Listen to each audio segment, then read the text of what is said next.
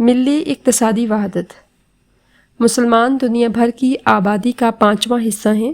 اس کے ساتھ ساتھ مسلم ممالک قدرتی وسائل سے مالا مال ہیں جنہیں درست طور پر استعمال کرنے کی ضرورت ہے، مگر ملی اقتصادی وحدت نہ ہونے کے باعث عالم اسلام کے وسائل دیگر اقوام کے تصرف میں ہیں۔ ان قوتوں نے پوری ملت اسلامیہ کے مالی وسائل پر مختلف ہیلوں سے قبضہ کر رکھا ہے۔ عالم اسلام کے صاحبان بصیرت گروہ، جماعتیں اور افراد کو آگے آ کر ان استحصالی قوتوں کا مقابلہ کرنا ہوگا۔ اسلامی ممالک کے مشترکہ مفادات کی تنظیموں کو متحرک اور مضبوط بنانا چاہیے۔ اسی کے ذریعے عالم اسلام کی ایک مجلس شورا قائم کی جائے جو امت مسلمہ کو درپیش مسائل زیر غور لا کر ان کا حل تلاش کرے، ملت کی عظمت رفتہ بحال کرے اور پوری نوع انسانی تک کامل طریقے سے اسلامی تعلیمات کا پیغام پہنچائے۔ اس ضمن میں اگرچہ عرب لیگ اور خلیج تعاون کونسل جیسی علاقائی سطح پر اشتراک کی انجمنیں بنی، لیکن ان میں ہمیشہ فیصلہ سازی اور جرأت مندی کا فقدان نظر آتا رہا۔ ان سب کا کردار زبانی جمع خرچ سے آگے کبھی نظر نہیں آیا۔ خوشنما اور دل فریب اعلانات اس وقت تک بے توقیر ثابت ہوتے رہیں گے جب تک ان پر عمل درآمد کے لیے کوئی مؤثر مشینری موجود نہ ہو۔ دنیا کے نقشے پر آزاد مسلم ممالک کی تعداد 57 ہے، جبکہ مسلمانوں کی آبادی 1.5 ارب کے قریب ہے۔ دنیا کا 33% رقبہ اس وقت مسلمانوں کے پاس ہے۔ مشرق میں انڈونیشیا سے لے کر مغرب میں مراکش تک اسلامی ممالک کا ایک طویل سلسلہ پھیلا ہوا ہے۔ اللہ تعالیٰ نے ان ممالک کو بے پناہ قدرتی وسائل سے مالا مال کیا ہوا ہے۔ معدنیات، زرخیز زمین، تجارتی بندرگاہیں اور دور حاضر میں ترقی کے لیے جن اقسام کے خام مال کی ضرورت ہے وہ تمام اسلامی ممالک کو وافر مقدار میں قدرت نے عطا کر دیا ہے۔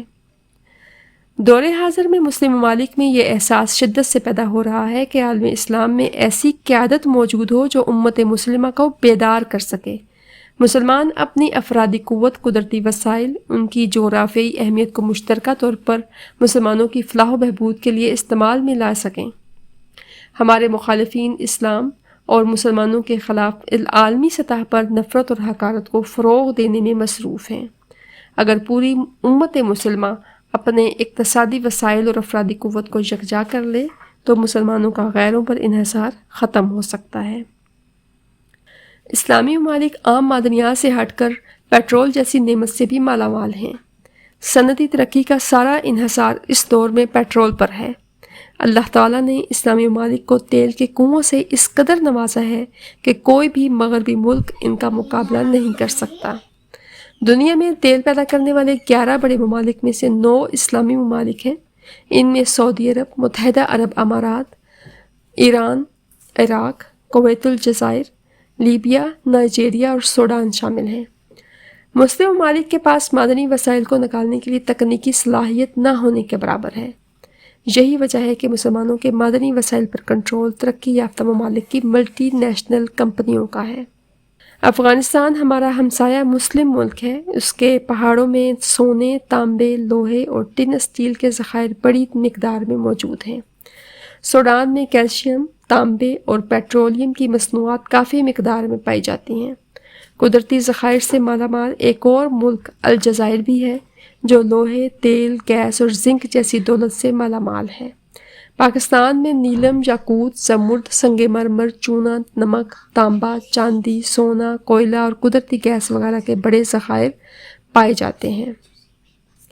پاکستان کوئلے کے ذخائر رکھنے والا دنیا کا دوسرا بڑا ملک ہے۔ پاکستان میں پائے جانے والے کوئلے کو سیاہ سونا کہا جاتا ہے۔ دنیا میں نمک کا دوسرا بڑا ذخیرہ بھی پاکستان کے پاس ہے۔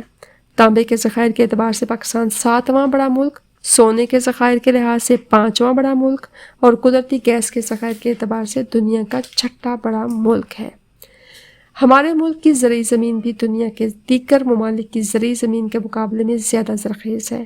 بہت سے ممالک سمندر جیسی نعمت سے محروم ہیں، لیکن پاکستان کے پاس ٹھاٹھیں مارتا ہوا بحیر عرب ہے، جس سے قازقستان، ترکمانستان اور آذربائیجان وغیرہ اور قریبی ملک افغانستان بھی فائدہ اٹھا سکتے ہیں۔ تمام مسلم ممالک باہمی تعاون سے مشترکہ منڈیاں، مشترکہ تجارت، مشترکہ کرنسی اور مشترکہ اسلامی بینک کے ذریعے باہمی تجارت کو ترقی دے سکتے ہیں۔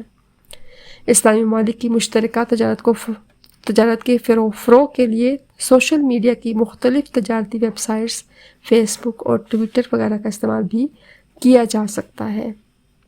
مسلم ممالک کے مشترکہ تعلیمی ادارے قائم کیے جائیں جن میں ایسا نصاب وحدت شامل کیا جائے جس سے ایک دوسرے کو سمجھنے میں آسانی ہو تاکہ امت مسلمہ ایک ہو سکے۔